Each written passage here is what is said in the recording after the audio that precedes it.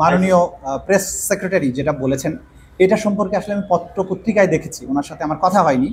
আমরা নীতিগতভাবে বাংলাদেশের যে চলমান গণ হত্যা বলেন অথবা ক্রাইমস অ্যাগেনস্ট হিউম্যানিটি যে মামলাগুলো আছে, আমরা বাংলাদেশের এই ট্রাইব্যুনালেই এই বিচার করার ব্যাপারে আমাদের সিদ্ধান্ত রয়েছে। আমরা কোনো অবস্থাতেই এই বিষয়টি আইসিসিতে প্রেরণ করতে চাই না, এটা আমাদের সম্মিলিত সিদ্ধান্ত। উনি হয়তো কোনো একটা অন্য কোনো বিষয়ের বিবেচনায় হয়তো বলেছেন, তার সাথে আমাদের কথা হয়নি। তা আমরা চাই আইসিসি যদি আমাদেরকে টেকনিক্যাল সাপোর্ট দেয়, এইখানে বিচার হবে, তারা আমাদের বিভিন্ন টেকনিক্যাল সাপোর্ট দেবেন, সেটা অবশ্যই আমরা গ্রহণ করব। যেমনটি আমরা জাতিসংঘের কাছে সাহায্য চেয়েছিলাম, তারা আমাদের প্রসিকিউটর এবং ইনভেস্টিগেটরদের বিভিন্ন ট্রেনিং দিয়ে সাহায্য করেছেন, যে তদন্ত তারা করেছেন সেই রিপোর্ট আমাদেরকে দিয়েছেন। আমরা এখন তাদের কাছে চেয়েছি ওই রিপোর্টটা প্রিপেয়ার করার জন্য যত লোকের ইন্টারভিউ তারা নিয়েছেন, যে সমস্ত ম্যাটেরিয়াল তারা কালেক্ট করেছেন, সেই জিনিসগুলো আমরা চেয়েছি বিচারের সাথে ব্যবহার করার জন্য।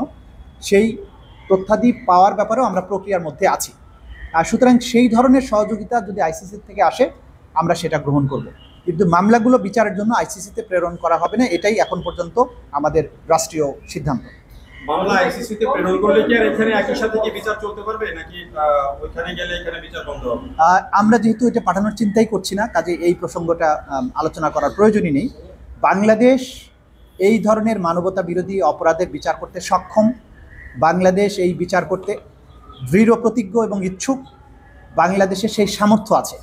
সুতরাং ঘটনা বাংলাদেশে ঘটেছে, আসামিরা এই বাংলাদেশেই বাস করে বা বাংলাদেশের আশেপাশেই আছে, সাক্ষীরা এখানকার। সুতরাং এই বিচার বাংলাদেশের কোর্টে হবে, এইটাই হচ্ছে স্বাভাবিক বিষয়।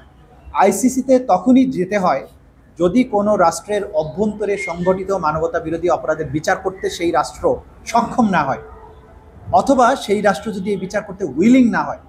বাংলাদেশের ক্ষেত্রে এই দুটার একটাও প্রযোজ্য না। সুতরাং বাংলাদেশ আইসিসির মেম্বার রাষ্ট্র হওয়া সত্ত্বেও বাংলাদেশের অভ্যন্তরে সংগঠিত মানবতা বিরোধী অপরাধের বিচার বাংলাদেশের অভ্যন্তরেই করতে চায়।